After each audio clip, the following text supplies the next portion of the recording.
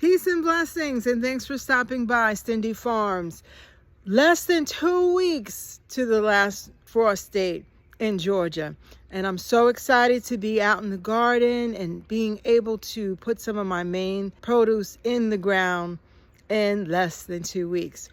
But 3 weeks ago, I planted my potatoes, and I planted a few variety, and I'm excited to see how they're doing, and I'm going to show you how I did it.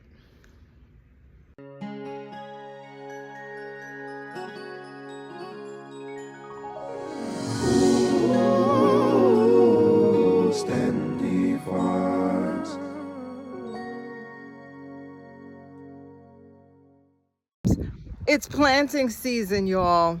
So I'm going to be planting some potatoes today. I'm going to take you along to let you see what I'm doing. Actually, I'm in one of my beds that I've cleared.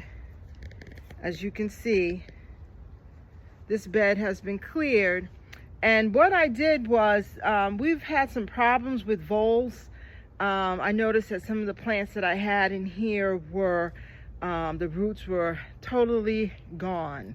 So what I did was I lined this bed with cardboard, okay, and then a little bit of landscape, which is very porous, you know, the water can get through it, in hopes that that would slow them down a little bit, maybe not stop them completely, but at least slow them down. And I've already put down my first layer of soil.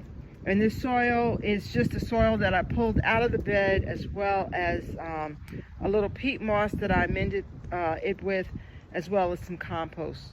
Planting 3 types of potatoes this year. I got these from Lowe's. These are purple potatoes. These are seed potatoes.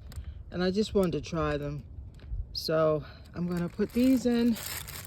I have some other seed potatoes that I've never used before. These are from Tractor Supply. And then what I normally do is I just take potatoes that I've had, you know, I just get from the grocery store, and I put them in a bag and let them bud a little bit. These haven't actually bud. Be careful though with that as well, because sometimes the supermarkets or the farmers will spray the potatoes so that they don't bud. But as you can see, there are little buds that are coming up on these. So I'm going to give it a shot. And what I've done with this first layer of soil is I've marked out my bucket sizes, because I figured if I could plant them in 5-gallon buckets, then I'm going to use that as a measurement to put my potatoes down. So I'm going to go ahead and put my potatoes down, and then I'm going to cover them with more soil, and I'll be back. So my potatoes are now planted. As you can see, I put one pretty much in every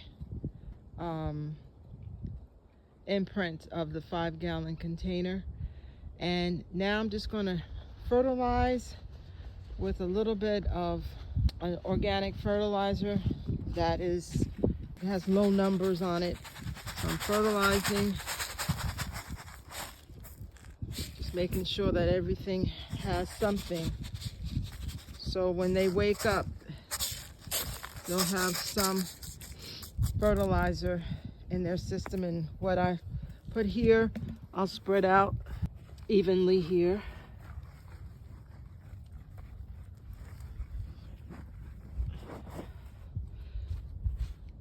And I'm going to continue fertilizing, and then I'm going to mix up some more soil to cover these. I've added another layer of soil to cover my potatoes completely, and I'll show you how to continue to add soil as my potatoes break ground up next.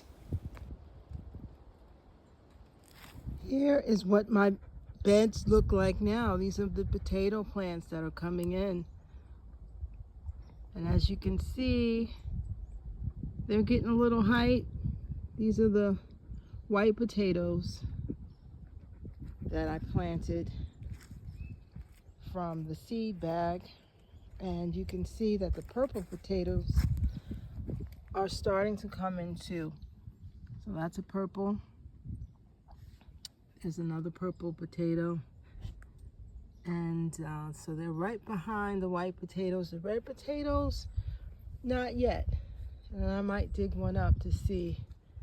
Looks like I might see one in the corner there. But this is what the bed looks like. 3 weeks later, they're coming in.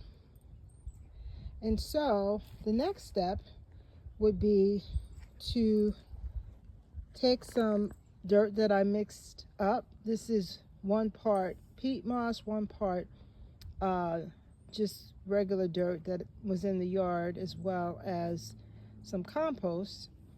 And I'm going to take this mixture and I'm just going to put it around the plants that are 1 to 2 inches tall. Now, normally, this is called hilling, but normally you would do this if you had pathways. You could pull the dirt up from the pathways, but in this bed I have planted total potato plants. I didn't put any pathways because I wanted to optimize the space, and I don't care if it gets on top of the plant like that. I just want to build up the soil that's around the plant. So I'm going to do it like that, and I'm going to go around and do all of my plants that are popping up. Okay, and the reason why I use this mixture of soils because I wanted something nice and fluffy that wouldn't be full of rocks. I took the time to sift the soil out. Well, actually the soil that was in you know, from the yard, I sifted because I want to make sure that it's nice and fluffy soil, and these plants have plenty of room to grow in. So that's what I'm doing. And the rain will wash the leaves, so I'm not really worried about that. So I'm going to go around and do all of the plants, with the exception of the purple, because they're still really small. I'll wait for them to get a little bigger, and I'll be back. Okay, so I have added soil to all of the plants that are coming up. And essentially what I'm doing is just creating mounds.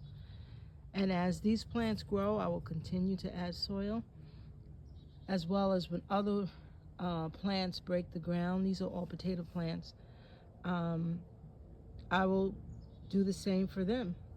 When they get about 1 inch to 2 inches tall, I'll start adding soil to them.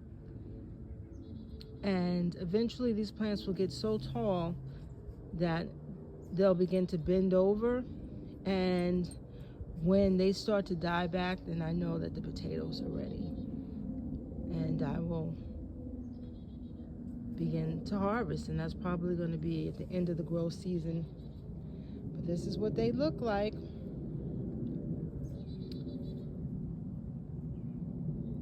Just waiting on those red potatoes to break the ground, and